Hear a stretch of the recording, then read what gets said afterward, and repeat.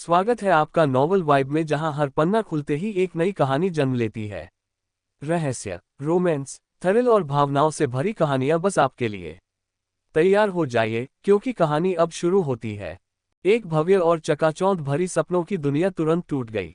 गहरी नींद में सोए राघव ने अपने सिर में एक अजीब सी धड़कन महसूस की, जैसे किसी ने बेरहमी से उसे बार बार एक डंडे से मारा हो। नहीं, ये कुछ ऐसा था जैसे एक तेज धार वाली चीज उसकी कनपटी के आर पार चली गई हो और फिर घुमा दी गई हो। आह! अपनी सुस्ती में राघव ने मुड़ने, देखने और उठने की कोशिश की, पर वह अपने अंगों को हिला नहीं पा रहा था, जैसे उसने अपने शरीर पर से नियंत्रण खो दिया हो। लगता है मैं अभी भी जाग नहीं पाया हूँ। मैं अभी भी सपने में हूँ। कौन जानता है, शायद अगला दृश्य ऐसा होगा कि मुझे लगेगा कि मैं जाग गया हूँ, पर असल में मैं अभी भी सो रहा हूँ। राघव, जो इस तरह के अनुभवों से अनजान नहीं था, उसने अपनी पूरी कोशिश की कि वह अंधेरे और भ्रम के बंधनों से बाहर निकल सके। पर अपनी तंद्रा में वह जो भी शक्ति लगा पा रहा था, वह एक पल भर में ही खत्म हो रही थी। उसे अपने विचारों को नियंत्रित करना मुश्किल हो रहा था। चाहे उसने कितनी भी कोशिश की, वह अपना ध्यान खो देता और बेतरतीब विचार उसके मन में आने लगते। आधी रात में अचानक मेरे सिर में इतना भयानक दर्द क्यों हो रहा है? और यह सच में बहुत दर्दनाक है। क्या ये सेरेब्रल हेमरेज जैसी कोई चीज हो सकती है? धत तेरे की, कहीं मैं कम उम्र में ही मरने तो नहीं जा रहा। मुझे जागना होगा अभी। अब पहले जैसा दर्द क्यों नहीं हो रहा? पर यह अभी भी ऐसा क्यों लग रहा है जैसे कोई कुंद चाकू मेरे दिमाग को काट रहा हो? लगता है सोना तो नामुमकिन है। मैं कल काम पर कैसे जाऊंगा? मैं अभी भी काम के बारे में क्यों सोच रहा हूं? ये सच में दर्द है। मुझे छुट्टी लेनी होगी। मुझे अपने मैनेजर की बड़बड़ाहट की चिंता करने की जरूरत नहीं है। हाँ, इस तरह सोचने पर यह बुरा नहीं लगता। हाँ, मुझे अपने लिए कुछ खाली समय मिल सकता है। सिर में हो रही धड़कन ने राघव को धीरे धीरे अपनी खोई हुई ताकत इकट्ठा करने में मदद की, जब तक कि वह आखिरकार अपनी पीठ को हिलाने और अपनी आंखें खोलने में कामयाब नहीं हो गया। वह आखिरकार अपनी तंद्रा से आजाद हो गया। उसकी दृष्टि पहले धुंधली हुई, फिर एक हल्की लालिमा ने उसे घेर लिया। वह अपने सामने एक मजबूत लकड़ी से बनी स्टडी डेस्क देख पा रहा था। ठीक बीच में एक खुली नोटबुक थी, जिसके पन्ने मोटे और पीले रंग के थे। शीर्षक अजीब, गहरे काले अक्षरों में लिखा गया था। नोटबुक के बाईं ओर करीने से रखी हुई किताबों का एक ढेर था, जो लगभग 8 थी। उनके दाईं ओर की दीवार में धूसर सफेद पाइप लगे हुए थे, जिनसे दीवार पर लगे लैंप जुड़े हुए थे। लैंप एक क्लासिक पश्चिमी शैली का था। ये एक वयस्क के सिर के आधे आकार का था, जिसके अंदर की परत पारदर्शी कांच की थी और बाहर की तरफ काले धातु की जाली थी। लैंप के तिरछे नीचे एक काली स्याही की बोतल थी, जो एक हल्की लाल चमक में ढकी हुई थी। उसकी उभरी हुई सतह पर एक धुंधला सा देवदूत का पैटर्न बना हुआ था। स्याही की बोतल के सामने और नोटबुक के दाईं ओर एक गहरे रंग का पेन रखा था, जिसका शरीर पूरी तरह से गोल था। उसकी नोक हल्की चमक रही थी, जबकि उसका ढक्कन एक पीतल के रिवॉल्वर के ठीक बगल में रखा था। एक बंदूक, एक रिवॉल्वर। राघव पूरी तरह से चकित था। उसके सामने रखी चीजें उसके लिए बिल्कुल नई थीं। यह उसके कमरे जैसा बिल्कुल नहीं लग रहा था। हैरान और भ्रमित महसूस करते हुए उसने पाया कि डेस्क, नोटबुक, स्याही की बोतल और रिवॉल्वर एक लाल घूंघट की परत से ढके हुए थे, जो खिड़की से आ रही रोशनी का परिणाम था। अनजाने में उसने ऊपर देखा और अपनी नजर को धीरे धीरे ऊपर की ओर ले गया। हवा में एक गहरा लाल चांद एक काले मखमल के पर्दे की पृष्ठभूमि के ऊपर ऊंचा लटका हुआ था, जो खामोशी में चमक रहा था। यह राघव तुरंत चौंक गया, क्योंकि उसके मन में कई असहाय और भ्रमित अनुमान आ गए। प्राचीन यूरोपीय शैली का रिवॉल्वर और गहरा लाल चांद, जो पृथ्वी के चांद से अलग दिख रहा था, सिर्फ एक ही चीज का मतलब हो सकता था। क्या मैं कहीं और आ गया हूं? राघव ने अपना मुंह थोड़ा चौड़ा किया। वह वेब उपन्यास पढ़ पढ़कर बड़ा हुआ था और अक्सर ऐसी कल्पनाएं करता था। हालांकि जब उसने खुद को ऐसी स्थिति में पाया, तो वह कुछ देर के लिए इसे स्वीकार नहीं कर सका। शायद इसे ही फैंटेसी से प्यार करना कहते हैं। 1 मिनट में राघव ने अपनी प्रतिकूल स्थिति का सबसे अच्छा फायदा उठाने की कोशिश करते हुए खुद को कोसा। अगर सिर में अभी भी धड़कन भरा दर्द न होता, जो उसके विचारों को तनावपूर्ण पर स्पष्ट कर रहा था, तो वह निश्चित रूप से ये सोचता कि वह सपना देख रहा है। शांत हो जाओ, शांत हो जाओ, शांत हो जाओ। कुछ गहरी सांसें लेने के बाद राघव ने घबराहट रोकने के लिए कड़ी मेहनत की। उसी क्षण जैसे जैसे उसका मन और शरीर शांत हुआ, यादें उसके दिमाग में बाढ़ की तरह आने लगी और धीरे धीरे उसके मन में प्रकट होने लगी। राहुल, देहरादून, उत्तराखंड का एक नागरिक, देवभूमि विश्वविद्यालय के इतिहास विभाग से हाल ही में स्नातक। उसके पिता रॉयल आर्मी के एक सार्जेंट थे, जिन्होंने दक्षिणी महाद्वीप के साथ एक औपनिवेशिक संघर्ष के दौरान खुद को बलिदान कर दिया था। शोक भत्ता ने राहुल को एक निजी भाषा स्कूल में पढ़ने का अवसर दिया और उसके विश्वविद्यालय में प्रवेश के लिए आधार तैयार किया। उसकी मां सनातन देवी की भक्त थी। राहुल के देवभूमि विश्वविद्यालय की प्रवेश परीक्षा पास करने के साल ही उनकी मृत्यु हो गई। उसके एक बड़ा भाई और एक छोटी बहन भी थी। वे एक 2 बेडरूम वाले अपार्टमेंट में साथ रहते थे। उनका परिवार अमीर नहीं था और उनकी स्थिति को कुछ हद तक अभावपूर्ण भी कहा जा सकता था। वर्तमान में परिवार का सहारा केवल बड़ा भाई था, जो एक आयात निर्यात कंपनी में क्लर्क के रूप में काम करता था। एक इतिहास स्नातक के रूप में राहुल को प्राचीन पाली भाषा का ज्ञान था, जिसे उत्तरी महाद्वीप में सभी भाषाओं का मूल माना जाता था, साथ ही देवनागरी भाषा का भी, जो अक्सर प्राचीन कब्रों और बलि और प्रार्थना की रस्मों से संबंधित ग्रंथों में दिखाई देती थी। देवनागरी भाषा। राघव का दिमाग हिल गया, क्योंकि उसने अपनी धड़कती कनपटियों को रगड़ने के लिए हाथ बढ़ाया। उसने अपनी नज़र मेज पर खुली हुई नोटबुक की ओर डाली। उसने देखा कि पीले कागज पर लिखा पाठ अजीब से परिचित हो गया, फिर अपरिचित से कुछ पढ़ा जा सकने वाला बन गया। ये देवनागरी भाषा में लिखा पाठ था। गहरी स्याही ने निम्नलिखित लिखा था, हर कोई मरेगा, मैं भी। हिस। राघव को एक अजीब डर महसूस हुआ। उसने स्वाभाविक रूप से खुद को पीछे की ओर झुकाया, ताकि वह खुद और नोटबुक के बीच की दूरी बढ़ा सके। बहुत कमजोर होने के कारण वह लगभग गिर ही गया था, पर उसने घबराहट में मेज के किनारे को पकड़ने के लिए अपने हाथ बढ़ाए। उसने महसूस किया कि आसपास की हवा अशांत थी, जैसे उसमें हल्की फुसफुसाहट गूंज रही हो। ये भावना वैसी ही थी जैसे बचपन में बड़ों से डरावनी कहानियां सुनते समय होती थी। उसने अपना सिर हिलाया, यह मानते हुए कि सब कुछ एक भ्रम था। राघव ने अपना संतुलन वापस पाया और सांस लेते हुए नोटबुक से अपनी नजर हटाए। इस बार उसकी नजर चमकते हुए पीतल के रिवॉल्वर पर पड़ी। अचानक उसके मन में एक सवाल आया। राहुल के परिवार की स्थिति को देखते हुए उनके पास रिवॉल्वर खरीदने के लिए पैसा या साधन कैसे हो सकता है? राघव ने अपनी भौहें चढ़ा ली। गहरी सोच में उसने अचानक मेज के किनारे पर एक लाल हाथ का निशान देखा। इसका रंग चांदनी से गहरा और घूंघट से बहुत गाढ़ा था। ये एक खूनी हाथ का निशान था। एक खूनी हाथ का निशान। राघव ने अनजाने में अपना दाहिना हाथ पलट दिया, जो मेज के किनारे को पकड़े हुए था। नीचे देखते हुए उसने देखा कि उसकी हथेली और उंगलियां खून से लथपथ थी। साथ ही उसके सिर में धड़कन भरा दर्द जारी रहा। हालांकि यह थोड़ा कम हो गया था, पर यह लगातार बना रहा। क्या मैंने अपना सिर फोड़ लिया? राघव ने अनुमान लगाया, क्योंकि वह मुड़ा और एक टूटे हुए शीशे की ओर चला गया। कुछ कदम चलने के बाद एक काले बालों वाला, सामान्य कद काठी और भूरी आंखों वाला व्यक्ति उसके सामने साफ साफ दिखाई दिया। उस व्यक्ति में एक अलग ही विद्वान की झलक थी। क्या ये मैं हूँ? राहुल। राघव कुछ देर के लिए स्तब्ध रह गया। रात में अपर्याप्त रोशनी के कारण वह कुछ साफ साफ नहीं देख पाया। वह आगे बढ़ता रहा, जब तक कि वह शीशे से टकराने से बस एक कदम दूर था। लाल घूंघट जैसी चांदनी का उपयोग करते हुए उसने अपना सिर घुमाया और अपने माथे के कोने की जांच की। एक साफ प्रतिबिंब शीशे में दिखाई दिया। उसकी कनपटी पर एक भद्दा घाव था, जिसके चारों ओर जलने के निशान थे। खून घाव के आसपास जमा हुआ था और उसके अंदर भूरे सफेद दिमाग के तरल पदार्थ धीरे धीरे हिल रहे थे। टप टप टप। राहुल ने डर से पीछे हटकर अपनी परछाई को देखा। शीशे में दिख रहा व्यक्ति वह खुद नहीं था, बल्कि एक सूखा हुआ शव था। इतने गंभीर घावों वाला व्यक्ति जीवित कैसे हो सकता है? उसने अविश्वास में अपना सिर घुमाया और दूसरी तरफ देखा।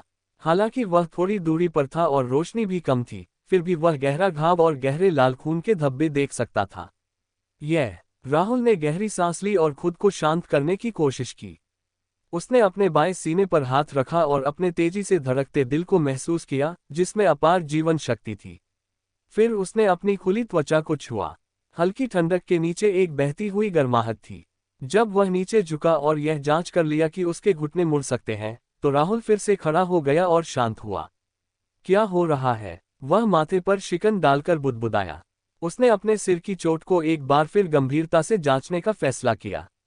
वह 2 कदम आगे बढ़ा और अचानक रुक गया। रक्तचंद्र की रोशनी अपेक्षाकृत मंद थी, इसलिए उसकी गंभीर जांच के लिए पर्याप्त नहीं थी।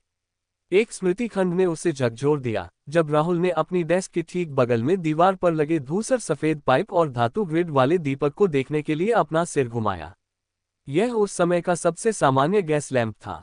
इसकी लौ स्थिर थी और इसकी रोशनी की क्षमता उत्कृष्ट थी। राघव के परिवार की स्थिति को देखते हुए मिट्टी का तेल भी एक सपने जैसा था, गैस लैंप की तो बात ही छोड़ दें। उनकी स्थिति और कद के लिए मोमबत्तियां सबसे उपयुक्त थीं। हालांकि 4 साल पहले जब वह दिल्ली विश्वविद्यालय में प्रवेश के लिए रात दिन पढ़ाई करता था, तो उसके बड़े भाई अभय को लगा कि यह एक महत्वपूर्ण मामला है जिस पर उनके परिवार का भविष्य निर्भर करता है। इसलिए उसने कर्ज लेकर भी राघव के लिए अनुकूल पढ़ाई की स्थिति बनाने पर जोर दिया। बेशक अभय, जो पढ़ा लिखा था और कई सालों से काम कर रहा था, एक लापरवाह व्यक्ति नहीं था जो परिणामों के बारे में नहीं सोचता था। उसके पास कई तरकीबें थीं। उसने मकान मालिक से भविष्य में किराए की संभावना को बेहतर बनाने के लिए गैस पाइप स्थापित करके अपार्टमेंट के मानकों को बढ़ाने के लिए तर्क दिया।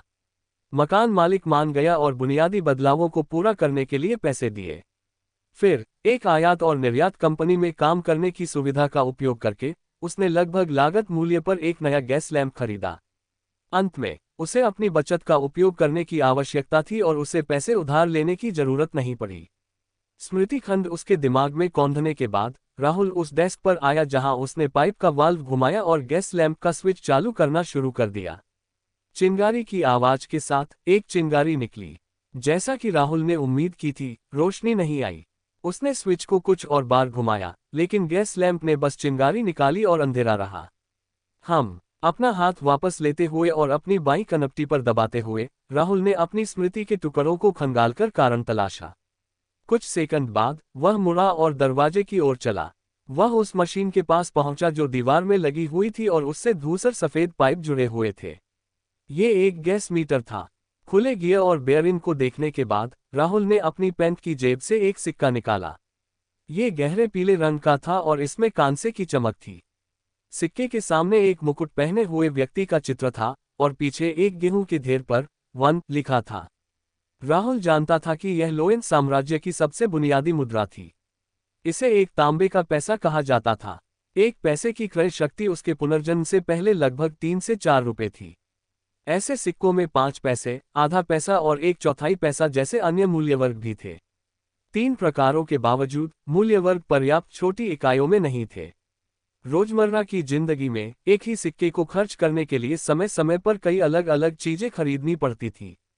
सिक्के को पलटने के बाद, जिसे राजा जॉर्ज तृतीय के सिंहासन पर बैठने के बाद ही ढाला और प्रसारित किया गया था, राहुल ने इसे गैस मीटर के पतले ऊर्ध्वाधर मुंह में डाला।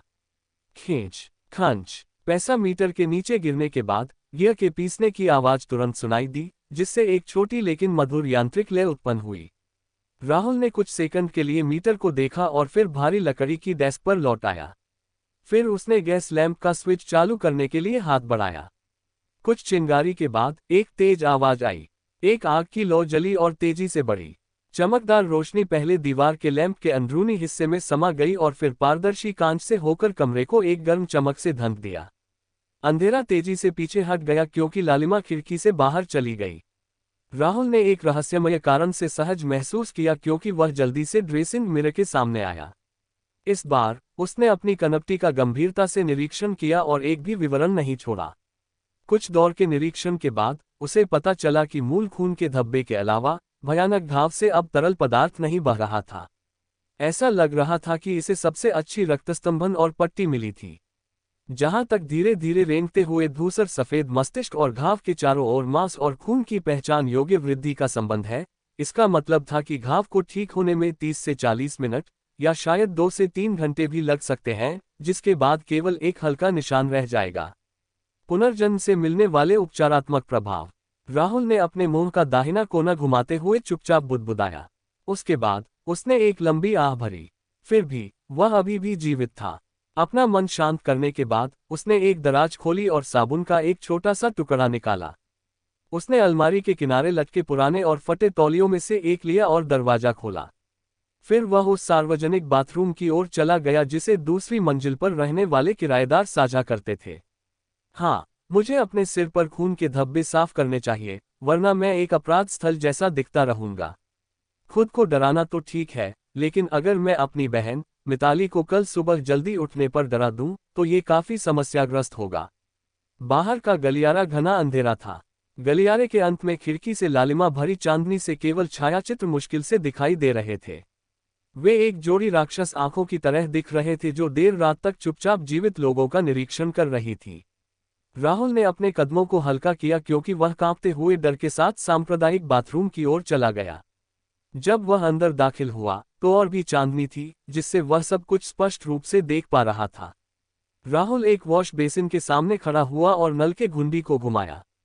पानी की गड़गड़ाहट की आवाज सुनकर उसे अचानक अपने मकान मालिक श्रीमान खुराना की याद आई।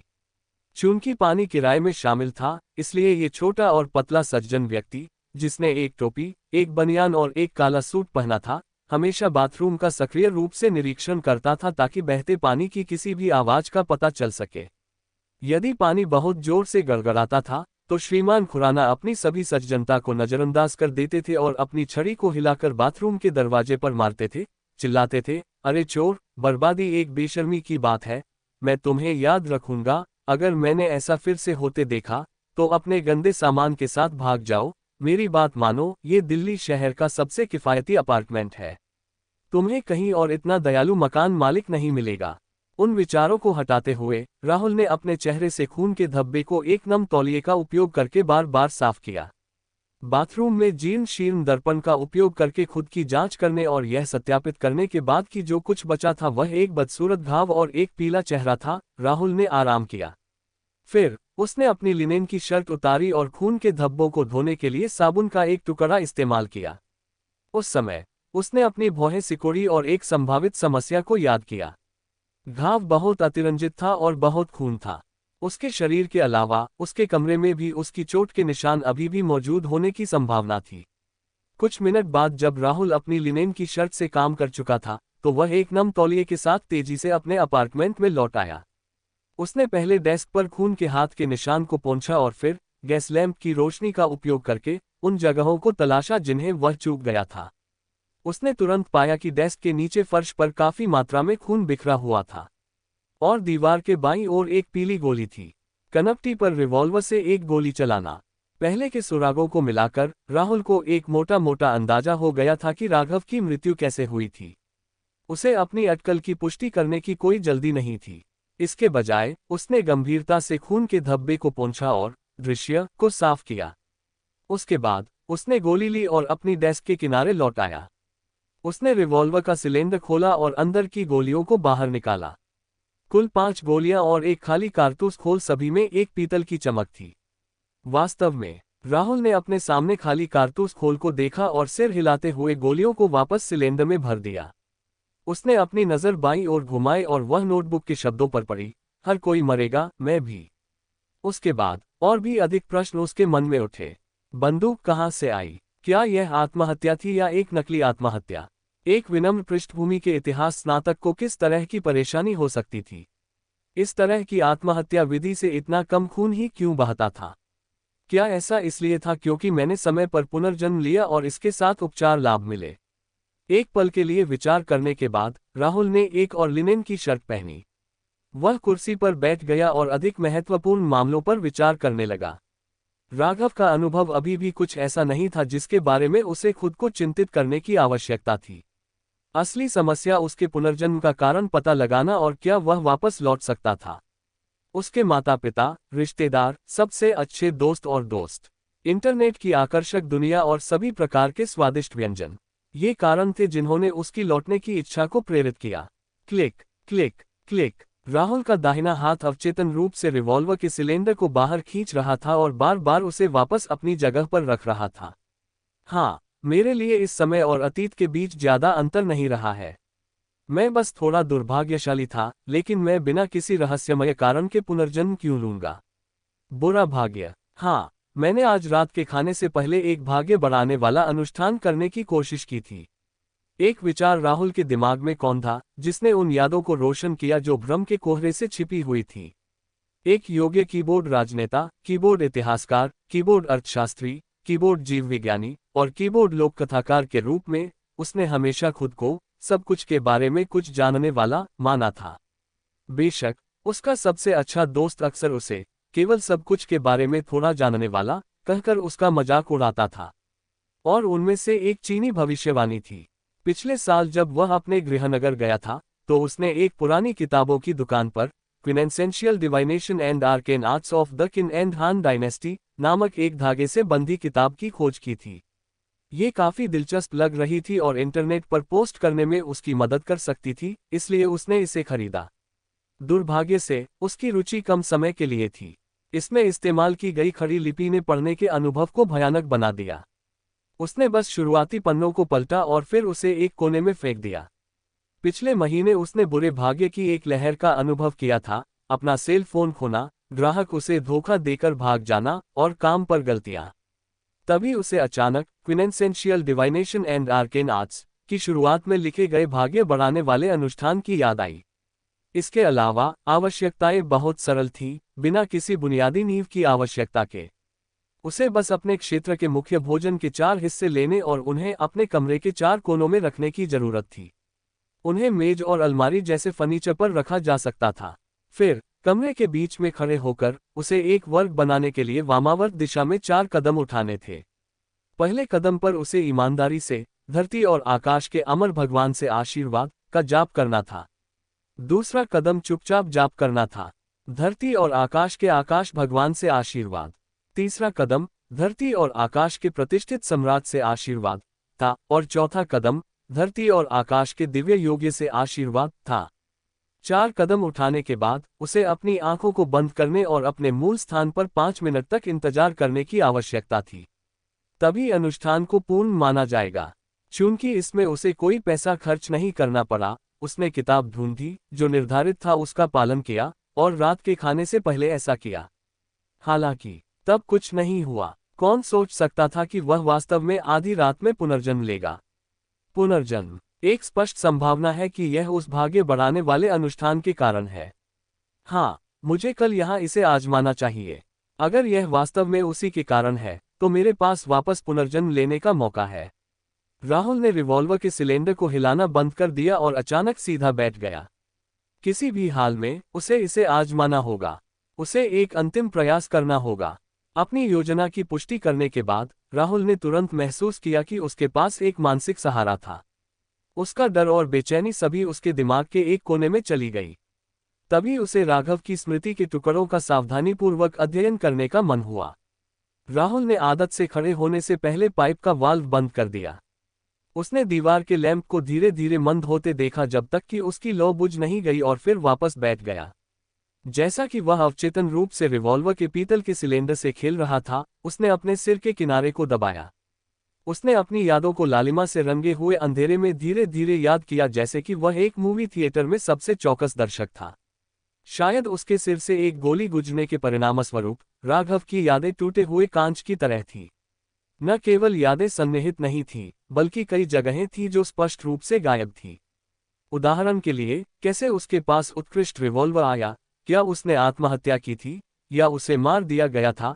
साथ ही नोटबुक पर हर कोई मरेगा, मैं भी शब्दों का क्या अर्थ था, या क्या उसने घटना से 2 दिन पहले कुछ अजीब में भाग लिया था। न केवल ये विशेष यादें खंडित हो गई थीं, बल्कि लापता टुकड़े भी थे। यह उस ज्ञान के लिए भी समान था जो उसे पता होना चाहिए था। वर्तमान स्थिति के प्रकाश में राहुल का मानना था कि अगर राघव विश्वविद्यालय लौटता है तो ये संभावना नहीं है कि वह स्नातक हो पाएगा। यह इस तथ्य के बावजूद था कि वह कुछ ही दिन पहले बिना एक भी आराम किए परिसर छोड़ गया था। उसे 2 दिन बाद दिल्ली विश्वविद्यालय के इतिहास विभाग के साक्षात्कार में भाग लेने की आवश्यकता है। लोएन साम्राज्य के विश्वविद्यालय के स्नातकों में अपने अल्मा मैटर में रहने की परंपरा नहीं है।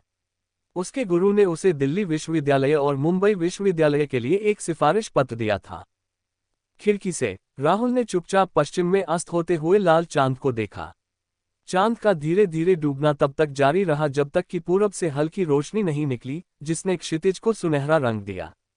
उस समय अपार्टमेंट के अंदर एक हलचल थी। जल्द ही कदमों की आवाज उसके दरवाजे के पास आई।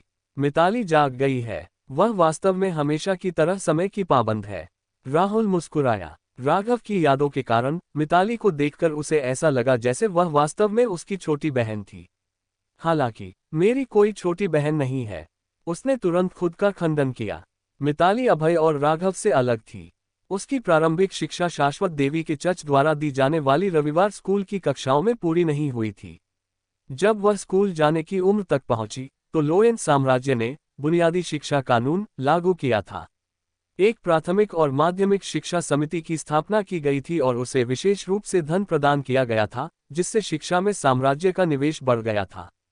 3 साल से भी कम समय में इस आधार पर कि कई चर्च स्कूलों को शामिल किया जाएगा, कई सार्वजनिक प्राथमिक स्कूलों की स्थापना की गई थी ताकि धार्मिक तटस्थता के सिद्धांत को सख्ती से बनाए रखा जा सके।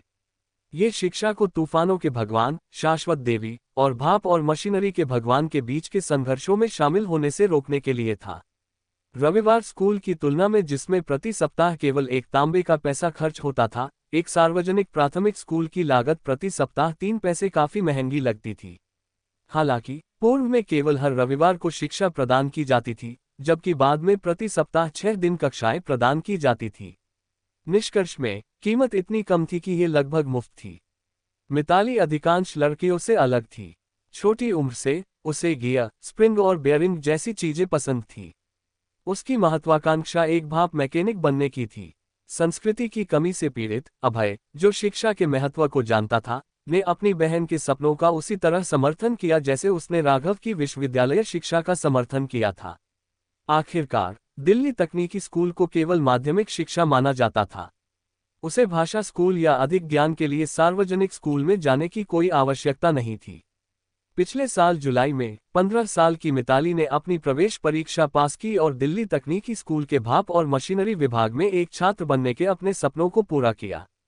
इस तरह उसकी साप्ताहिक स्कूल फीस बढ़कर 9 पैसे हो गई। इस बीच अभय की कंपनी दक्षिणी महाद्वीप की स्थिति से प्रभावित हुई थी। लाभ और व्यावसायिक लेनदेन दोनों में भारी गिरावट आई थी। 1/3 से अधिक कर्मचारियों को निकाल दिया गया था। अपनी नौकरी बनाए रखने और अपनी आजीविका बनाए रखने के लिए अभय को केवल अधिक कठिन कार्यों को स्वीकार करना पड़ा। उसे अधिक बार ओवरटाइम करना पड़ता था या कठोर वातावरण वाले स्थानों पर जाना पड़ता था। यही वह काम था जिसमें वह पिछले कुछ दिनों से व्यस्त था। ऐसा नहीं था कि राघव ने अपने बड़े भाई का बोझ साझा करने में मदद करने के बारे में नहीं सोचा था, लेकिन एक आम आदमी के रूप में पैदा होने और एक औसत भाषा स्कूल में भर्ती होने के कारण उसने विश्वविद्यालय में दाखिला लेने पर अपर्याप्तता की एक मजबूत भावना महसूस की। उदाहरण के लिए, उत्तरी महाद्वीप में सभी भाषाओं के मूल के रूप में फेरसेक की प्राचीन भाषा कुछ ऐसी थी जिसे सभी कुलीन और अमीर वर्ग के बच्चे छोटी उम्र से ही सीखते थे। इसके विपरीत उसने विश्वविद्यालय में ही पहली बार इसके साथ संपर्क किया। उसे अपने स्कूली करियर के दौरान कई समान पहलुओं का सामना करना पड़ा। राघव ने लगभग अपना सब कुछ दे दिया और अक्सर देर रात तक जागता रहता था और सुबह जल्दी उठता था। मुश्किल से दूसरों के साथ तालमेल बिठाने में कामयाब रहा। अंततः उसे औसत परिणामों के साथ स्नातक करने की अनुमति मिली। अपने बड़े भाई और छोटी बहन के बारे में यादें राहुल के दिमाग में तब तक सक्रिय रहीं जब तक उसने दरवाजे की घुंडी नहीं खोली। तभी वह झटके से जागा और उसे याद आया कि उसके हाथ में एक रिवॉल्वर थी। ये एक अर्धनियमित वस्तु थी। ये बच्चों को डरा देगा। साथ ही मेरे सिर पर अभी भी घाव है। किसी भी क्षण मिताली के आने के साथ राहुल ने अपनी कनपटी पर दबाया और जल्दबाजी में एक डेस्क दराज खोली और रिवॉल्वर को अंदर फेंक दिया और उसे बंद कर दिया। क्या हुआ? मिताली ने उत्सुकता से देखकर पूछा जब उसने हलचल सुनी। वह अभी भी अपनी जवानी के चरम पर थी। हालांकि उसके पास खाने के लिए बहुत पौष्टिक भोजन नहीं था, जिससे उसका चेहरा पतला और थोड़ा पीला था। उसकी त्वचा चमकदार बनी रही क्योंकि उसमें एक युवा लड़की की भावना थी। जब राहुल ने अपनी बहन की भूरी आंखों को देखा तो उसने खुद को जबरदस्ती संयमित किया और अपने हाथ के बगल में एक वस्तु उठाई और रिवॉल्वर के अस्तित्व को छिपाने के लिए शांति से दराज बंद कर दी। उसने अपना दूसरा हाथ अपनी कनपटी पर रखा। बनावट ने पुष्टि की कि उसका घाव पहले ही ठीक हो गया था। उसने एक चांदी की बेल पत्ती वाली पॉकेट घड़ी निकाली और धीरे से ऊपर दबाया, जिससे उसका कवर खुल गया। ये भाई बहनों के पिता की एक तस्वीर थी। ये सबसे मूल्यवान वस्तु थी जो शाही सेना के हवलदार ने पीछे छोड़ दी थी, लेकिन एक सेकंड हैंड वस्तु होने के कारण ये हाल के वर्षों में समय समय पर खराब हो जाती थी। हालांकि उसने इसे ठीक करने के लिए एक घड़ीसाज को दिया था। इसने अभय को कई बार शर्मिंदा किया था, जो अपनी स्थिति को बढ़ाने के लिए इसे अपने साथ ले जाना पसंद करता था, इसलिए इसे अंत में घर पर फेंक दिया गया था। ये कहा जाना चाहिए कि शायद मिताली में वास्तव में मशीनरी में प्रतिभा थी। घड़ी के पीछे के सिद्धांतों को समझने के बाद उसने अपने तकनीकी स्कूल से उपकरणों को उधार लिया ताकि पॉकेट घड़ी के साथ छेड़छाड़ कर सके। हाल ही में उसने इसे ठीक करने का भी दावा किया था। राहुल ने घड़ी के खुले कवर को देखा और देखा कि सेकंड की सुई नहीं चल रही थी। अवचेतन रूप से उसने पॉकेट घड़ी को हवा देने के लिए शीर्ष डायल को घुमाया। हालांकि इसे कुछ बार घुमाने के बावजूद उसने टंग स्प्रिंग्स की आवाज नहीं सुनी। सेकंड की सुई स्थिर रही। ऐसा लगता है कि यह फिर से टूट गया है। उसने अपनी बहन को देखते हुए बातचीत का एक विषय खोजने की कोशिश की। मिताली ने उसे एक भावहीन दृष्टि दी और पॉकेट घड़ी को लेने के लिए तेजी से आगे बढ़ी। वह अपनी जगह पर खड़ी हुई और पॉकेट घड़ी के ऊपर बैठे बटन को ऊपर खींचा। कुछ सरल मोड़ के साथ सेकंड की सुई की टिक टॉक की आवाज सुनाई दी। क्या बटन को ऊपर खींचना आमतौर पर समय को समायोजित करने के लिए नहीं होता है? राहुल की अभिव्यक्ति तुरंत खाली हो गई। उस समय एक दूर के कैथेड्रल से एक घंटी बजी। ये 6 बार बजी, दूर और अलौकिक लग रही थी। मिताली ने इसे सुनने के लिए अपना सिर झुकाया और एक बार फिर बटन को ऊपर खींचा। उसके बाद उसने समय को सिंक्रोनाइज करने के लिए इसे घुमाया। अब ये ठीक है, उसने बिना किसी भावना के बस कहा। फिर उसने शीर्ष बटन को वापस दबाया और पॉकेट घड़ी वापस राहुल को सौंप दी। राहुल ने शर्मिंदगी में विनम्रतापूर्वक एक मुस्कान लौटाई। मिताली ने अपने बड़े भाई को एक तीखी नज़र दी और फिर अलमारी की ओर चलने के लिए मुड़ी। उसने अपनी टॉयलेटरीज और तौलिया लिया और फिर दरवाजा खोलकर चली गई। वह सार्वजनिक बाथरूम के लिए निकली। उसकी अभिव्यक्ति में उपेक्षा और इस्तीफे का भाव क्यों था? क्या ये एक मंदबुद्धि भाई के लिए प्यार और चिंता का भाव है? राहुल ने अपना सिर नीचे किया और हंसा। उसने एक क्लिक के साथ पॉकेट घड़ी का कवर बंद कर दिया और फिर उसे फिर से खोल दिया। उसने इस क्रिया को दोहराया क्योंकि उसके निष्क्रिय विचार एक प्रश्न पर केंद्रित थे। राघव ने बिना साइलेंसर के आत्महत्या की। ठीक है, मैं इसे अभी के लिए आत्महत्या मानूंगा। उसकी आत्महत्या ने काफी हलचल मचाई होगी। फिर भी मिताली, जो बस एक दीवार दूर थी, ने इसे बिल्कुल भी नोटिस नहीं किया। क्या वह बहुत गहरी नींद में सो रही थी? या क्या राघव की आत्महत्या शुरू से ही रहस्य में घिरी हुई है? क्लिक, पॉकेट घड़ी खुल गई। क्लैक, पॉकेट घड़ी बंद हो गई। मिताली धोकर लौटी और अपने भाई के पॉकेट घड़ी को लगातार खोलने और बंद करने की अवचेतन क्रिया को देखा। उसकी नज़र फिर से निराशा से चमक उठी क्योंकि उसने एक मीठी आवाज में कहा, राघव, बची हुई सारी रोटी निकाल लो। आज ताजी रोटी खरीदना याद रखना। मांस और मटर भी हैं। तुम्हारा साक्षात्कार जल्द ही है। मैं तुम्हारे लिए मटर के साथ मटन स्टू बनाऊंगी। जैसा कि उसने बात की, उसने एक कोने से एक चूल्हा निकाला। कुछ चारकोल के साथ उसने गर्म पानी का एक बर्तन उबाला। पानी उबलने से पहले उसने अलमारी की सबसे निचली दराज खोली और एक खजाने जैसी चीज निकाली, घटिया चाय की पत्तियों का एक डिब्बा।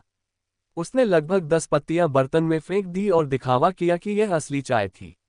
मिताली ने 2 बड़े कप चाय डाली क्योंकि उसने राहुल के साथ चाय पर राई की रोटी के 2 टुकड़े साझा किए। इसमें कोई बुरादा या अत्यधिक ग्लूटेन मिला हुआ नहीं है, लेकिन यह अरुचिकर है।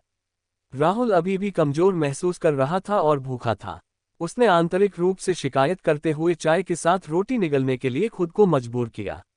मिताली ने कुछ मिनट बाद खाना खत्म कर दिया।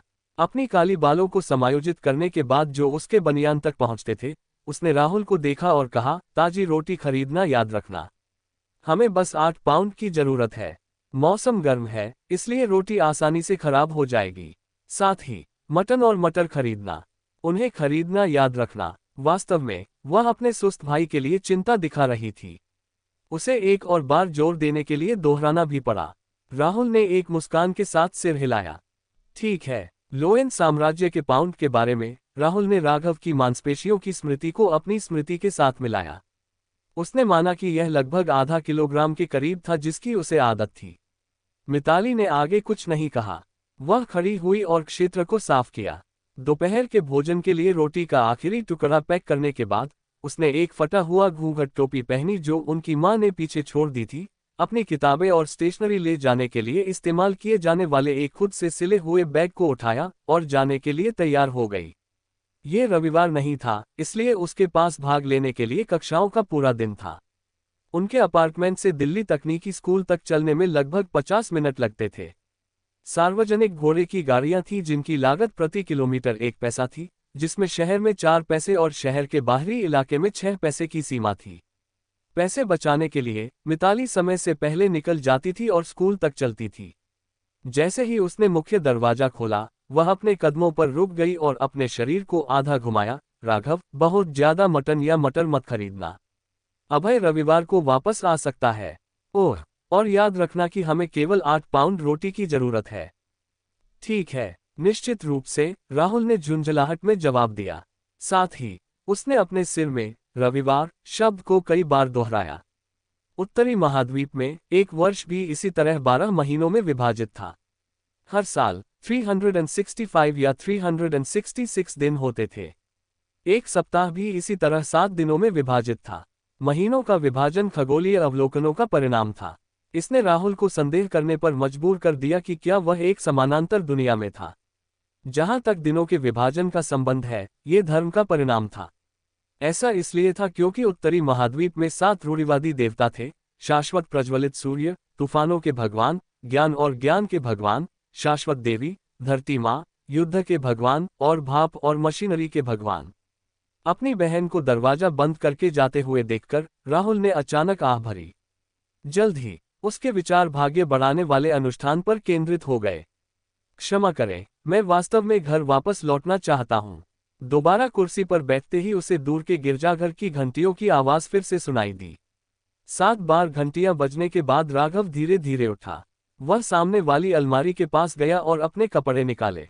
एक काली जैकेट, मैचिंग सूट, तंग पतलून, एक आधी ऊंची टोपी और उसका हल्का विद्वतापूर्ण अंदाज देखकर राघव को ऐसा लगा जैसे वह विक्टोरियन युग पर आधारित कोई अंग्रेजी नाटक देख रहा हो। वह अपने सिर को हिलाते हुए धीरे से मुस्कुराया। मैं कोई इंटरव्यू के लिए नहीं जा रहा हूँ। मैं तो बस अपनी किस्मत चमकाने की रस्म के लिए कुछ सामान खरीदने जा रहा हूँ। राहुल अपनी नौकरी के इंटरव्यू को लेकर इतना चिंतित था कि यह एक आदत बन गई थी। जब भी वह कुछ खास सोच में नहीं होता था, तो वह हमेशा अपने सबसे अच्छे कपड़े पहन लेता था।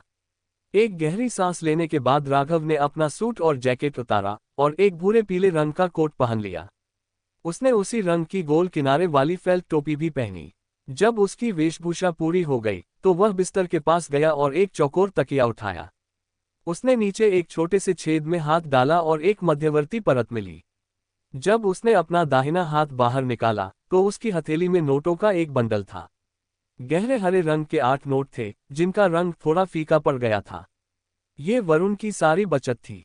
इसमें अगले 3 दिनों के रहने का खर्च भी शामिल था। 2 नोट 5 सोली के थे और बाकी 1-1 सोली के थे। लोयन साम्राज्य की मुद्रा प्रणाली में सोली दूसरे नंबर पर थी। ये प्राचीन चांदी के सिक्कों से बनी थी। 1 सोली 12 तांबे के पेंस के बराबर थी। इनके 1 और 5 सोली के नोट थे। मुद्रा प्रणाली में सबसे ऊपर सोने का पाउंड था। ये भी कागज के नोट थे, लेकिन इनकी गारंटी सोना था और ये सीधे इससे जुड़े थे। 1 सोने का पाउंड 20 सोली के बराबर था। इनके 1, 5 और 10 सोने के पाउंड के नोट थे। राघव ने एक नोट फैलाया और उसे हल्की सी खास स्याही की खुशबू आई। ये पैसों की खुशबू थी। शायद राहुल की यादों के टुकड़ों या उसकी पैसे की निरंतर इच्छा के कारण राघव को ऐसा लगा जैसे उसे तुरंत इन नोटों से प्यार हो गया हो। देखो, इनके डिजाइन कितने सुंदर हैं। ये गंभीर और पुराने जमाने के जॉर्ज तृतीय और उनकी 2 मूंछों को खास प्यारा बना देते हैं। देखो, धूप में रखने पर नोट पर दिखने वाला वाटरमार्क कितना आकर्षक है। नकली विरोधी लेबल का उत्कृष्ट डिजाइन इसे उन नकली फैंसी चीजों से पूरी तरह से अलग बनाता है। राघव ने लगभग 1 मिनट तक इसकी प्रशंसा की, फिर 2 1 सोली के नोट निकाले। उसने बचे हुए नोटों को फिर से बंडल करके तकिए की छुपी हुई परत में डाल दिया। छेद के चारों ओर कपड़े को ठीक करके और समतल करके राघव ने 2 नोटों को बड़े करीने से मोड़कर अपनी भूरे पीले जैकेट की बाईं जेब में रख दिया। उसने नोटों को अपनी पतलून की जेब में रखे कुछ पेन से अलग रखा। ये सब करने के बाद उसने एक चाबी अपनी दाहिनी जेब में रखी और एक गहरा भूरा कागज का थैला अपने साथ लिया और जल्दी से दरवाजे की ओर चला गया। उसके चलते हुए कदमों की गति धीमी हो गई और फिर वह अंततः रुक गया। राघव दरवाजे के पास खड़ा था और उसे पता नहीं चला कि उसने कब अपना माथा सिकोड़ना शुरू कर दिया था। राहुल की आत्महत्या अजीब थी। क्या वह ऐसे ही बाहर चला जाएगा तो उसे कोई दुर्घटना का सामना करना पड़ेगा? बहुत सोचने के बाद राघव अपनी मेज पर वापस गया और दराज खोली। फिर उसने चमकदार पीतल का रिवाल्वर निकाला। यही एकमात्र बचाव का हथियार था जिसके बारे में वह सोच सकता था, और यह एकमात्र हथियार था जिसमें पर्याप्त शक्ति थी। हालांकि उसने कभी गोली चलाना नहीं सीखा था, लेकिन बस ऐसा रिवाल्वर बाहर निकालना निश्चित रूप से किसी को भी डरा देगा। उसने रिवाल्वर के ठंडे धातु को सहलाया और फिर उसे उस जेब में डाल दिया जहां उसके नोट थे। उसने अपनी हथेली में पैसे पकड़ रखे थे और उसकी उंगलियां बंदूक की हत्थी पर थीं। ये पूरी तरह से छुपा हुआ था। सुरक्षित महसूस करते हुए, उसे जो सब कुछ थोड़ा बहुत जानता था, अचानक एक चिंता हुई। क्या मैं गलती से गोली चला दूंगा? इस तरह के विचार से घिरकर राघव ने जल्दी से एक उपाय सोचा। उसने रिवाल्वर निकाला और सिलेंडर को खोला। फिर उसने आत्महत्या के कारण खाली चैम्बर को बंदूक के हथौड़े के साथ संरेखित किया और फिर इसे बंद कर दिया। इस तरह अगर कोई गलती होती है तो भी वह एक खाली राउंड चलाएगा। अपने रिवाल्वर को वापस अपनी जेब में डालने के बाद राघव ने अपना बायां हाथ वहीं रखा। उसने अपने दाहिने हाथ से अपनी टोपी दबाई और दरवाजा खोलकर बाहर निकल गया। दिन के समय भी गलियारा मंद रोशनी वाला था क्योंकि गलियारे के अंत में स्थित खिड़की से सीमित धूप अंदर आ रही थी। राघव जल्दी से सीढ़ियों से नीचे गया और अपार्टमेंट से बाहर निकल गया। फिर उसने धूप की चमक और गर्मी का आनंद लिया। हालांकि लगभग जुलाई का महीना था, फिर भी इसे गर्मियों का मध्य माना जाता था। हालांकि टिनापुर लोयन साम्राज्य के उत्तर में स्थित था, इसलिए इसकी खास जलवायु विशेषताएं थीं। वार्षिक उच्चतम तापमान भी पृथ्वी पर 30 डिग्री सेल्सियस नहीं था और सुबहें और भी ठंडी थी। हालांकि सड़कें गंदे पानी और बिखरे हुए कबाड़ से भरी हुई थीं। राहुल की यादों से ये कम आय वाले समुदायों में एक दुर्लभ दृश्य नहीं था, भले ही वहां सीव थे। आखिरकार बहुत सारे लोग थे और लोगों को जिंदा रहने की जरूरत थी। आओ और हमारी स्वादिष्ट भुनी हुई मछली का स्वाद लो। गर्म और ताज़ा सीप का सूप। सुबह एक कटोरा पियो और पूरे दिन तरोताज़ा महसूस करो। बंदरगाह से ताज़ी मछली सिर्फ 5 पेंस में। मफिन और ईल सूप का सही संयोजन है। शंख शंख शंख। शहर के बाहर के खेतों से ताज़ी तोड़ी गई सब्जियां। सस्ती और ताज़ी सब्जियां, फल और गर्म खाना बेचने वाले फेरी वाले सड़कों पर चिल्लाते हुए दौड़ते हुए पैदल चलने वालों को बुला रहे थे। उनमें से कुछ रुकते और खरीदने से पहले ध्यान से तुलना करते। अन्य लोग अधीरता से अपने हाथ हिलाते क्योंकि उन्हें अभी तक दिन के लिए काम नहीं मिला था। राघव ने हवा की गंध ली, जिसमें बुरी और सुगंधित दोनों तरह की गंधें मिली हुई थीं। जब वह अपने बाएं हाथ में रिवाल्वर को कसकर पकड़े था, तो उसने नोटों को कसकर पकड़ा। उसने अपने दाहिने हाथ से अपनी टोपी दबाई, जबकि वह व्यस्त गली से थोड़ा झुककर गुजर रहा था। क्राउडेड जगहों पर चोर होना तय था। इसके अलावा इस गली में गरीब नागरिकों की कमी नहीं थी, जो अपनी पिछली नौकरियां खोने के बाद पार्ट टाइम काम कर रहे थे। कुछ भूखे बच्चे भी थे, जिनका इस्तेमाल बड़े लोग अपने काम के लिए करते थे। वह तब तक आगे बढ़ा जब तक कि उसके चारों ओर की भीड़ सामान्य नहीं हो गई। उसने अपनी पीठ सीधी की और गली को देखने के लिए अपना सिर ऊपर उठाया। वहां एक बेघर एकॉर्डियनिस्ट बस्किंग कर रहा था। धुन कभी सुखद थी, कभी जोशीली। उसके पास कुछ फटे कपड़ों में बच्चे थे, जिनका रंग कुपोषण के कारण पीला था। उन्होंने संगीत सुना और धुन पर चले, खुद से बनाई हुई नृत्य शैलियां करते हुए। उनके चेहरे खुशी से भरे थे, जैसे कि वे कोई राजकुमार या परी हो। एक उदास चेहरा वाली महिला गुजरी। उसकी स्कर्ट गंदी थी और उसकी त्वचा सुस्त थी। उसकी निगाहें सुस्त और निष्क्रिय लग रही थीं। सिर्फ जब उसने बच्चों के समूह को देखा तो एक हल्की चमक आई। ऐसा लगा जैसे उसने खुद को 3 दशक पहले देखा हो। राघव उससे आगे निकल गया और दूसरी गली में मुड़ा, फिर शर्मा बेकरी पर रुक गया। बेकरी की मालिक एक 70+ साल की दादी थी, जिनका नाम श्रीमती विमला शर्मा था। उनके बाल पूरी तरह से सफेद थे और उनके चेहरे पर हमेशा एक सौम्य मुस्कान रहती थी। राहुल की यादों के शुरू से ही वह यहाँ रोटी और पेस्ट्री बेच रही थी। ओह, जो टिनापुर बिस्किट और नींबू केक वह बनाती है, वे बहुत स्वादिष्ट होते हैं। राघव ने एक कौर लार निगला और मुस्कुराया। श्रीमती शर्मा, 8 पाउंड राई की रोटी। ओह प्यारे राहुल, वरुण कहाँ है? क्या वह वापस नहीं आया? विमला ने मुस्कुराते हुए पूछा। कुछ और दिनों में, राघव ने अस्पष्ट रूप से जवाब दिया। जब विमला ने राई की रोटी ली तो उसने आह भरी। वह सच में एक मेहनती लड़का है। उसे एक अच्छी पत्नी मिलेगी।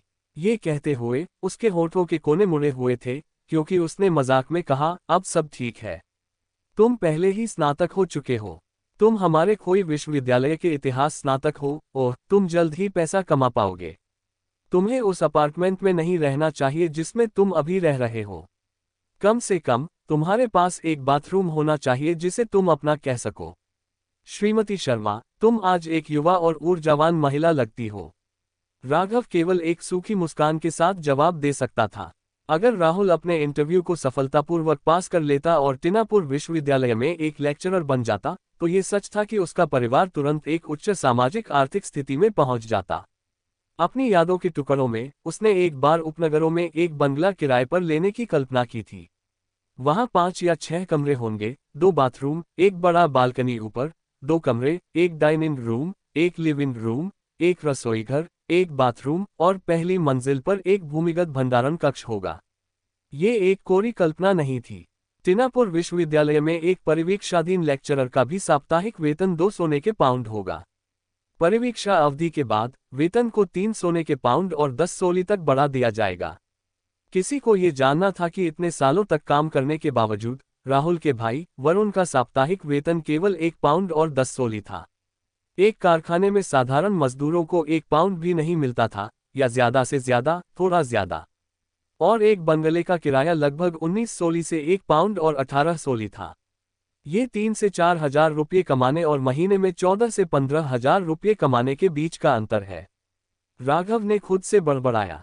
हालांकि ये सब इस शर्त पर था कि वह टिनापुर विश्वविद्यालय या बकुलिंग विश्वविद्यालय के इंटरव्यू पास कर ले। कोई और ज्यादा अवसर नहीं थे। बिना किसी संबंध वाले लोग सरकारी कर्मचारी बनने के लिए सिफारिशें नहीं पा सकते थे। और जिन्होंने इतिहास का अध्ययन किया था, उनके लिए नौकरी के अवसर और भी सीमित थे। रईसों, बैंकों या औद्योगिक दिग्गजों से निजी सलाहकारों की ज्यादा मांग नहीं थी। इस बात को ध्यान में रखते हुए कि राहुल को जो ज्ञान मिला था वह अधूरा और खंडित था, राघव को श्रीमती शर्मा की उनसे उम्मीदों के प्रति अजीब और दोषी महसूस हुआ। नहीं, मैं हमेशा से इतनी जवान रही हूं, विमला ने मजाक में जवाब दिया।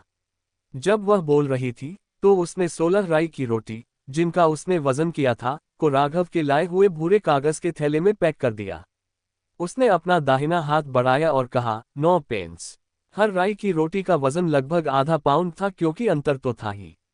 9 पेंस। 2 दिन पहले तो 11 पेंस थे। राघव ने अनजाने में पूछा। पिछले महीने से पहले यह 15 पेंस का था।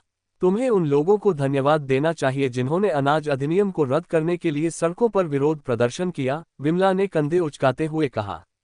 राघव ने अस्पष्ट रूप से सहमति में सिर हिलाया। इस बारे में राहुल की यादें अधूरी थीं। उसे बस इतना याद था कि अनाज अधिनियम का मूल सिद्धांत घरेलू कृषि उत्पादों की कीमतों की रक्षा करना था। एक बार जब कीमतें एक निश्चित स्तर तक बढ़ जाती थीं, तो फयनापोर्ट, मासीन, लेनबर्ग जैसे दक्षिणी राष्ट्रों से अनाज का आयात रोक दिया जाता था। लोग इस अधिनियम का विरोध क्यों करेंगे? बिना कुछ ज्यादा कहे, राघव, इस डर से कि वह रिवाल्वर निकाल लेगा, ने ध्यान से अपने नोट निकाले और उनमें से एक श्रीमती शर्मा को दे दिया। उसे बदले में 3 तांबे के पेंस मिले। उन्हें अपनी पतलून की जेब में डालते हुए उसने रोटी वाला कागज का थैला लिया और सड़क के पार सब्जी और मांस बाजार की ओर बढ़ गया। वह उस मटर के साथ भेड़ के मांस के स्टू के लिए कड़ी मेहनत कर रहा था जिसकी उसकी बहन ने इच्छा जताई थी। लोहा क्रॉस गली और डेफोडल गली के चौराहे पर एक नगर पालिका चौक था। वहां बहुत सारे तंबू लगाए गए थे और अजीब और मजेदार पोशाकों में जोकर पर्चे बांट रहे थे। कल रात एक सकस का प्रदर्शन है। राघव ने दूसरों के हाथों में पर्चे देखकर उनके अंदर की सामग्री को धीरे धीरे पढ़ा। अदिति को यह निश्चित रूप से पसंद आएगा, लेकिन प्रवेश शुल्क कितना है? इस विचार के साथ राघव पास गया। जैसे ही वह लाल और पीले रंग से रंगे हुए चेहरे वाले एक जोकर से पूछने वाला था, उसके बगल से एक कर्कश महिला की आवाज आई। क्या तुम भविष्यफल जानना चाहोगे? राघव ने अनजाने में अपना सिर घुमाया और एक नोकदार टोपी और एक लंबी काली पोशाक पहने एक महिला को एक छोटे तंबू के सामने खड़ा देखा। उसका चेहरा लाल और पीले रंग से लिपा हुआ था और उसकी आंखें गहरी भूरी नीली थीं। नहीं, राघव ने सिर हिलाकर जवाब दिया। उसके पास भविष्यफल के लिए अतिरिक्त पैसे नहीं थे। महिला हंसकर बोली, मेरा टैरो भविष्यफल बहुत सटीक है। टैरो? राघव तुरंत हैरान रह गया। यह उच्चारण पृथ्वी पर टैरो कार्ड से लगभग मिलता जुलता था, और पृथ्वी पर टैरो कार्ड भविष्यफल के लिए इस्तेमाल किए जाने वाले कार्डों का एक सेट थे। उनमें बस ऐसे ग्राफिक्स थे जो विभिन्न शकुन का प्रतिनिधित्व करते थे। रुको, उसे अचानक इस दुनिया में टैरो भविष्यफल की उत्पत्ति याद आई। ये 7 रूढ़िवादी देवताओं से उत्पन्न नहीं हुआ था और न ही ये कोई प्राचीन विरासत था, बल्कि इसे इंडिस गणराज्य के उस युग के कौंसल रसेल गुस्ता ने 170 साल पहले बनाया था। इस श्रीमान रसेल ने भाप इंजन का आविष्कार किया, नौक को बेहतर बनाया, इंडिस साम्राज्य के शाही शासन को उखाड़ फेंका और शिल्प कौशल के भगवान द्वारा मान्यता प्राप्त की। वह इंडिस गणराज्य के पहले कौंसल भी बने। बाद में उसने अन्य राष्ट्रों पर आक्रमण किया और लेनबर्ग और अन्य राष्ट्रों को अपने संरक्षण में रखा। उसने लोयन साम्राज्य, फयनापोट्टा, फैसाक साम्राज्य और अन्य शक्तिशाली उत्तरी महाद्वीप राष्ट्रों को इंडिस गणराज्य के सामने झुकने पर मजबूर कर दिया। इसके बाद गणराज्य को फिर एक साम्राज्य में बदल दिया गया और उसने खुद को सम्राट सीजर घोषित किया। रसेल के शासन के दौरान ही शिल्प कौशल के चर्च को 5वें युग के बाद से पहली सार्वजनिक पवित्र रहस्योद्घाटन मिली। तब से शिल्प कौशल के भगवान को भाप और मशीनरी के भगवान में बदल दिया गया। रसेल ने टैरो भविष्यफल का भी आविष्कार किया। उसने समकालीन कागज आधारित कार्डों की प्रणाली और उनके खेलने के तरीकों को भी स्थापित किया। राघव को कई परिचित शैलियां थीं, जैसे upgrade, fighting the landlord, Texas poker और क्विंट। इसके अलावा उसने जो समुद्री बेड़े भेजे थे, उन्होंने तूफानी और अशांत समुद्रों के माध्यम से दक्षिणी महाद्वीप की ओर जाने वाला एक समुद्री मार्ग खोजा। इसने उपनिवेशवाद के युग की भी शुरुआत की। दुर्भाग्य से बुढ़ापे में उसे धोखा दिया गया। 5वें युग के वर्ष 1198 में उसे शाश्वत जलते हुए सूरज की चच, पूर्व इंडिस शाही परिवार सौरोन परिवार और अन्य रईसों की संयुक्त शक्तियों द्वारा मार दिया गया। अंततः उसकी मृत्यु व्हाइट मेपल पैलेस में हुई। यह ऐसी सामान्य जानकारी अचानक याद आने पर उसने अपना माथा पीटा। क्या ये एक पारगमन वरिष्ठ हो सकता है? ये सोचकर राघव यह देखने के लिए उत्सुक था कि टैरो कार्ड कैसे दिखते हैं। इसलिए उसने लाल और पीले रंग से रंगे हुए चेहरे वाली नोकदार टोपी वाली महिला को सिर हिलाया और कहा, अगर ठीक है, कीमत उचित है, तो मैं कोशिश करूंगा। महिला ने तुरंत हंसकर कहा, सर, आप आज यहाँ पहले हैं, इसलिए यह मुफ्त है। मुफ्त चीजों की कीमत सबसे ज्यादा होती है। राघव ने चुपचाप बड़बड़ाया और तय किया कि वह कोई भी अतिरिक्त सेवा नहीं लेगा, चाहे वे कुछ भी हो। वह उन सभी को दृढ़ता से मना कर देगा। अगर तुम सच में इतनी सक्षम हो, तो ये बताने की कोशिश करो कि मैं यहाँ पारगमन करके आया हूँ। ये सोचकर राघव लाल और पीले रंग से रंगे हुए चेहरे वाली महिला के पीछे गया, झुककर कम ऊंचे तंबू में प्रवेश किया। तंबू के अंदर बहुत अंधेरा था, केवल कई प्रकाश की किरणें ही अंदर आ पा रही थी। कम रोशनी में एक मेज पर कागज के कार्ड रखे हुए थे, जिन्हें स्पष्ट रूप से देखा जा सकता था। तेज नोकदार टोपी वाली महिला पर इसका कोई असर नहीं हुआ। उसकी लंबी काली पोशाक ऐसी फिसल रही थी जैसे वह पानी पर चल रही हो, जबकि वह मेज के चारों ओर गई। वह दूसरी तरफ बैठी और एक मोमबत्ती जलाई। मंद पीली रोशनी झिलमिला रही थी, जिससे तंबू के अंदर एक ही समय में उज्ज्वल और अंधेरा दिखाई दे रहा था। इसने तुरंत माहौल में एक और ज्यादा रहस्यमय एहसास जोड़ दिया। राघव चुपचाप बैठ गया, उसकी निगाहें मेज पर खुले टैरो कार्डों पर घूम गई, जहां उसने the magician, the emperor, the handman और टेम्परेंस आदि जैसे परिचित कार्ड खोजे। क्या रसेल एक वरिष्ठ हो सकता है? मुझे आश्चर्य है कि क्या वह भी मेरे ही देश का था। राघव ने अनजाने में खुद से बड़बड़ाया। इससे पहले कि वह मेज पर खुले कार्डों को देखना पूरा कर पाता, जिस महिला ने सटीक भविष्यवाणियां करने का दावा किया था, उसने पहले ही अपने हाथ बढ़ाए और सभी कार्डों को एक साथ इकट्ठा कर लिया। उसने उन्हें एक ढेर में जमा किया और उसे उसके सामने धकेल दिया। पहले कार्डों को फेंटो और डेक को काटो, सकस की भाग्य बताने वाली ने एक धीमी आवाज में कहा। मैं फेंटू, राघव ने प्रतिक्रिया में पूछा। भाग्य बताने वाली के चेहरे पर लगे पीले और लाल रंग एक साथ सिकुड़ गए, क्योंकि उसने थोड़ी सी मुस्कान दिखाई। बेशक, हर किसी की किस्मत को केवल वे खुद ही सुलझा सकते हैं। मैं तो बस इसे पढ़ने का काम करती हूँ। राघव ने तुरंत सतर्कता से उससे सवाल किया, इस रीडिंग के लिए कोई अतिरिक्त शुल्क की जरूरत नहीं है ना? एक कीबोर्ड लोक कथाकार के रूप में मैंने पहले ही इस तरह के बहुत सारे चाल चलन देखे हैं। भाग्य बताने वाली स्पष्ट रूप से चौंक गई, फिर अंततः उसने धीमी आवाज में कहा, यह मुफ्त है। राघव राहत महसूस करते हुए रिवाल्वर को अपनी जेब में और पीछे डाल दिया। उसके बाद उसने शांति से अपने दोनों हाथ बढ़ाए और कुशलता से डेक को फेंटा और काटा। हो गया। उसने पहले से फेंटे हुए टैरो कार्डों को मेज के बीच में रखा। भाग्य बताने वाली ने अपने दोनों हाथों से कार्डों को पकड़ा और कुछ देर तक कार्डों को ध्यान से देखा। फिर उसने अचानक अपना मुंह खोला और कहा, माफ कीजिए, मैं पूछना भूल गई, लेकिन आप किस बारे में पूछना चाहेंगे?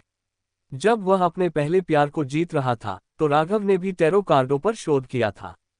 उसने बिना हिचकिचाए पूछा, अतीत, वर्तमान और भविष्य।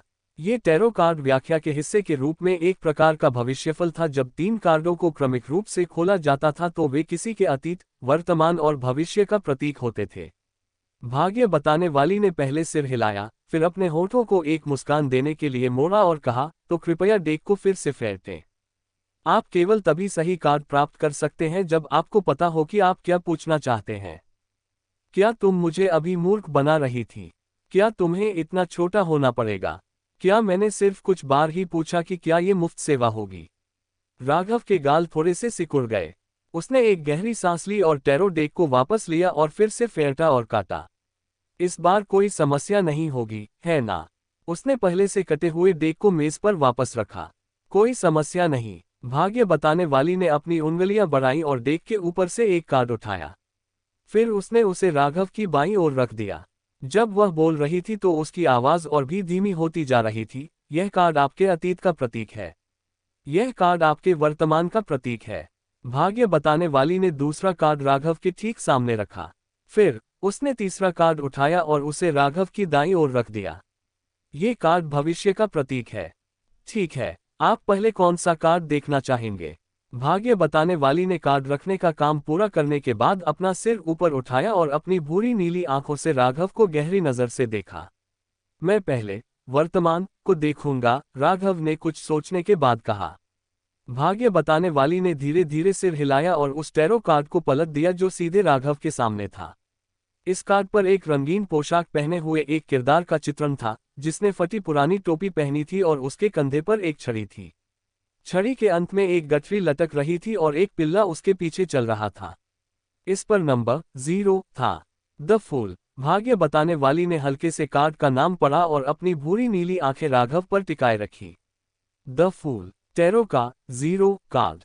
एक शुरुआत, सभी प्रकार की संभावनाओं के साथ एक ताजी शुरुआत। राघव टैरो का एक शौकिया उत्साही भी नहीं था, इसलिए वह केवल टैरो के बारे में अपनी खुद की धारणाओं के आधार पर एक मोटा अनुमान लगा सकता था। जैसे ही भाग्य बताने वाली कुछ कहने वाली थी, तंबू के कपड़े के पर्दे अचानक ऊपर उठा दिए गए। अंदर आने वाली सूरज की किरण इतनी चकाचौंध करने वाली थी कि पीछे की ओर मुंह करके बैठे राघव ने अनजाने में अपनी आंखें सिकोड़ ली। तुम फिर से मेरी नकल क्यों कर रही हो? लोगों के लिए भविष्य बताने का काम मेरा है। एक महिला की आवाज गुस्से में गरजी। जल्दी से अपनी जगह पर वापस जाओ। तुम्हें याद रखना चाहिए कि तुम सिर्फ एक जानवर प्रशिक्षक हो। एक जानवर प्रशिक्षक। राघव की आंखें अब तक रोशनी के अनुकूल हो चुकी थीं। उसने एक मिलती जुलती महिला को देखा जिसने एक तेज नोकदार टोपी और एक काली पोशाक भी पहनी थी, और उसका चेहरा भी लाल और पीले रंग से लिपा हुआ था। एकमात्र अंतर यह था कि वह लंबी थी और उसका शरीर पतला था। जो महिला उसके सामने बैठी थी, वह तुरंत खड़ी हो गई और असंतोषजनक ढंग से बोली, इस बात का बुरा मत मानो, बस मुझे ये करना पसंद है। लेकिन मुझे कहना पड़ेगा, मेरी भविष्यवाणियां और व्याख्याएं कभी कभी सच में सटीक हो सकती हैं। मैं गंभीर हूं, वह बोली और अपनी पोशाक को उठाया ताकि मेज के किनारे से घूमकर तेजी से तंबू से बाहर निकल जाए। सर, क्या आप चाहेंगे कि मैं आपके कार्डों की व्याख्या करूं? असली भाग्य बताने वाली ने राघव को देखा और मुस्कुराते हुए पूछा। राघव के होंठ सिकुड़ गए और उसने ईमानदारी से पूछा, क्या ये मुफ्त है? नहीं, असली भाग्य बताने वाली ने जवाब दिया।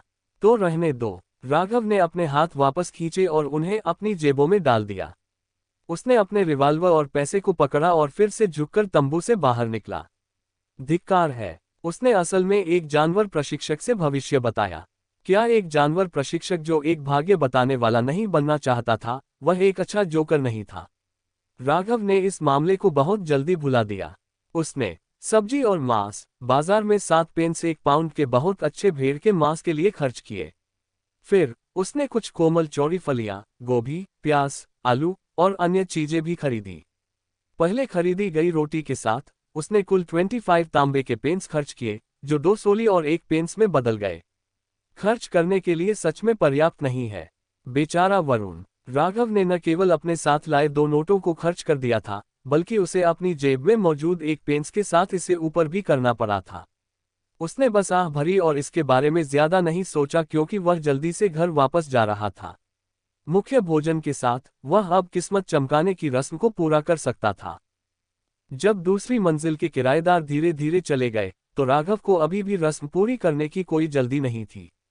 इसके बजाय उसने आशीर्वाद स्वर्ग और पृथ्वी के अमर भगवान से आते हैं और संबंधित वाक्यांशों का प्राचीन फैसाक भाषा के साथ साथ लोयन भाषा में अनुवाद किया। वह अगले दिन उन स्थानीय भाषाओं में रस्म को फिर से करने का इरादा रखता था, अगर मूल मंत्र का कोई प्रभाव नहीं हुआ। आखिरकार उसे दोनों दुनिया के बीच के अंतरों पर विचार करना था। रोम के लोगों जैसा करो। जहां तक हर्मीस भाषा का उपयोग करने वाले एक प्राचीन रस्म प्रार्थना में इसका अनुवाद करने की बात थी, तो राघव को शब्दावली की कमी के कारण इसे पूरा करने में मुश्किल हुई। सब कुछ तैयार करने के बाद उसने अंततः 4 राई की रोटियां निकाली। उसने एक को उस कोने में रखा जहां मूल रूप से कोयले का स्टोव था, एक को ड्रेसर दर्पण के नीचे अंदर की ओर, एक को अलमारी के ऊपर जहां 2 दीवारें मिलती थीं, और एक को अध्ययन मेज के दाईं ओर रखा जहां विविध वस्तुएं रखी थीं। एक गहरी सांस के साथ राघव कमरे के केंद्र में आया और खुद को शांत करने में कुछ मिनट बिताए। फिर उसने एक गंभीर कदम आगे बढ़ाया और एक वर्ग के आकार में घड़ी की उल्टी दिशा में चला। जब उसने पहला कदम उठाया, तो उसने धीमी फुसफुसाहट में मंत्र का जाप किया, आशीर्वाद स्वर्ग और पृथ्वी के अमर भगवान से आते हैं। दूसरे कदम पर उसने ईमानदारी से मंत्र का जाप किया, आशीर्वाद स्वर्ग और पृथ्वी के आकाश भगवान से आते हैं। तीसरे कदम पर राघव ने एक फुसफुसाहट सांस ली, आशीर्वाद स्वर्ग और पृथ्वी के परमेश्वर से आते हैं। चौथे कदम पर उसने एक गंदी सांस बाहर छोड़ी और एकाग्रता में ध्यान किया, आशीर्वाद स्वर्ग और पृथ्वी के दिव्य योग्य से आते हैं। जब वह वापस मूल स्थान पर लौटा, तो राघव ने अपनी आंखें बंद कर ली और एक परिणाम के लिए अपनी जगह पर इंतजार किया। उसके अंदर कुछ उम्मीद थी, कुछ बेचैनी, कुछ आशा और कुछ डर। क्या वह वापस जा पाएगा?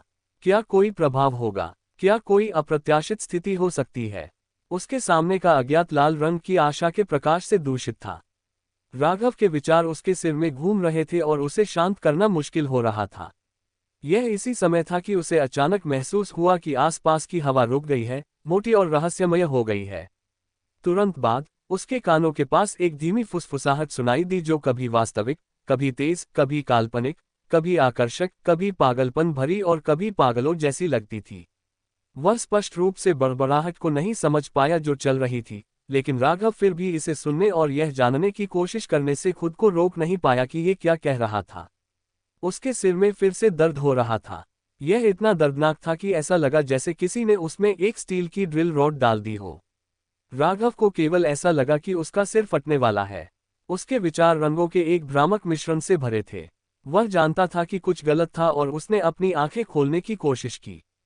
हालांकि वह ऐसा एक सरल कार्य भी पूरा नहीं कर पाया। उसका पूरा शरीर और भी कसता जा रहा था और ऐसा लगा जैसे वह किसी भी समय टूट सकता है। इस समय राघव के दिमाग में एक आत्मा उपहास का विचार आया। अगर तुम मौत को नहीं बुलाते तो तुम नहीं मरते। वह अब इसे बर्दाश्त नहीं कर सकता था। जैसे ही उसका दिमाग टूटने वाला था, आवाजों की बड़बड़ाहट फीकी पड़ गई और उसके चारों ओर बहुत शांत हो गया। मूड अनियंत्रित था। ये केवल मूड नहीं था, राघव ने अपने शरीर को भी वही संवेदनाएं महसूस करते हुए पाया। उसने एक बार फिर अपनी आंखें खोलने की कोशिश की। इस बार यह एक अत्यंत आसान काम था। उसकी आंखों के ऊपर एक भूरा कोहरा दिखाई दिया, धुंधला, अस्पष्ट और अंतहीन। ये कैसी स्थिति है? राघव ने अचानक अपने चारों ओर देखा और फिर अपने सिर को नीचे करके पाया कि वह एक अंतहीन कोहरे के किनारे पर तैर रहा था। कोहरा पानी की तरह बह रहा था और इसमें बहुत सारे लाल रंग के सितारे थे। उनमें से कुछ बहुत बड़े थे जबकि अन्य बहुत छोटे थे। उनमें से कुछ गहरे में छुपे हुए थे, जबकि अन्य इस पानी जैसे कोहरे की सतह पर तैर रहे थे। लगभग होलोग्राम जैसी दृष्टि को देखते हुए राघव ने आधे भ्रमित, आधे खोजपूर्ण तरीके से अपना दाहिना हाथ बढ़ाया ताकि उस लाल सितारे को छूने की कोशिश करे जो सतह पर तैर रहा था। वह इस जगह से बाहर निकलने का रास्ता खोजने की कोशिश कर रहा था। जब उसके हाथ ने उस सितारे की सतह को छुआ, तो उसके शरीर के अंदर से अचानक एक पानी का निशान दिखाई दिया और सितारों को एक लाल विस्फोट में उत्तेजित कर दिया। यह आग की तरह जलते हुए एक सपने जैसा लग रहा था। राघव इससे डर गया। उसने घबराहट में अपना दाहिना हाथ वापस लिया, लेकिन गलती से एक और लाल सितारे को छू लिया। नतीजतन ये सितारा भी शानदार रोशनी के साथ फट गया। बदले में राघव ने महसूस किया कि उसका दिमाग खाली हो गया है और उसकी आत्मा बिखर गई है। लोयन साम्राज्य की राजधानी बकुलिंगम में शाही जिले में एक शानदार दिखने वाले विला के अंदर अदिति हॉल एक ड्रेसर के सामने बैठी थी। उस पर लगे निशान पुराने थे और सतह पर एक फटा हुआ कांस्य दर्पण था। दर्पण, दर्पण, जागो। हॉल परिवार के नाम पर मैं तुम्हें जागने का आदेश देती हूँ। उसने कई अलग अलग बातें बोली, लेकिन दर्पण से कोई प्रतिक्रिया नहीं हुई। 10 मिनट से ज्यादा के बाद उसने अंततः हार मान ली और दुख में अपने होठों को सिकोड़ लिया। उसने धीमी बड़बड़ाहट में कहा, पिता सच में मुझसे झूठ बोल रहे थे। वह हमेशा मुझे बताते हैं कि यह दर्पण रोमन साम्राज्य के डाक सम्राट का खजाना था और यह एक असाधारण वस्तु है। उसकी आवाज धीमी हो गई। ड्रेसर पर रखा हुआ कांस्य दर्पण अचानक एक लाल रोशनी के साथ चमक उठा जिसने उसे पूरी तरह से घेर लिया। सोनिया सागर में एक 3 मस्तूल वाली नौक जो एक स्पष्ट अवशेष की तरह लग रही थी, एक तूफान से गुजर रही थी। अर्जुन विल्सन डेक पर खड़ा था, उसका शरीर समुद्र में धाराओं के साथ लहर रहा था, आसानी से अपना संतुलन बनाए रख रहा था। उसने बिजली के पैटर्न से कढ़ाई वाला एक चोगा पहना था और उसके हाथ में एक अजीब आकार की शीशे की बोतल थी। बोतल के अंदर कभी कभी बुलबुले उठते थे, कभी कभी पाला बर्फ में बदल जाता था और कभी कभी तेज हवा के संकेत देखे जा सकते थे। हमें अभी भी घोस्ट शार्क के खून की कमी है, अर्जुन ने बड़बड़ाया। फिर इसी क्षण शीशे की बोतल और उसकी हथेली की सतह के बीच की जगह में एक लाल विस्फोट दिखाई दिया। एक पल में इसने आसपास के माहौल को भी घेर लिया। भूरी धुंध में अदिति हॉल ने अपनी दृष्टि वापस पाई। वह डरी हुई और भ्रमित स्थिति में स्थिति का हिसाब लगाना शुरू कर दिया जब उसने अपने सामने एक आदमी की धुंधली छवि को भी वही करते हुए देखा। तुरंत बाद उन दोनों ने एक और रहस्यमय व्यक्ति को देखा जो उनसे थोड़ी दूर पर खड़ा था और एक भूरे कोहरे में लिपटा हुआ था। रहस्यमय व्यक्ति कोई और नहीं बल्कि राघव था। वह भी समान रूप से हैरान था। सर, ये कहाँ है? अदिति और अर्जुन पहले तो चौंक गए और इस प्रक्रिया में चुप हो गए। फिर वे तुरंत एक साथ बोलना शुरू कर दिए। आप क्या करने की योजना बना रहे हैं? अगर कहानी पसंद आई हो तो चैनल को सब्सक्राइब करना ना भूलें और अगले एपिसोड के लिए बेल आइकॉन दबाएं। मिलते हैं अगली कहानी में।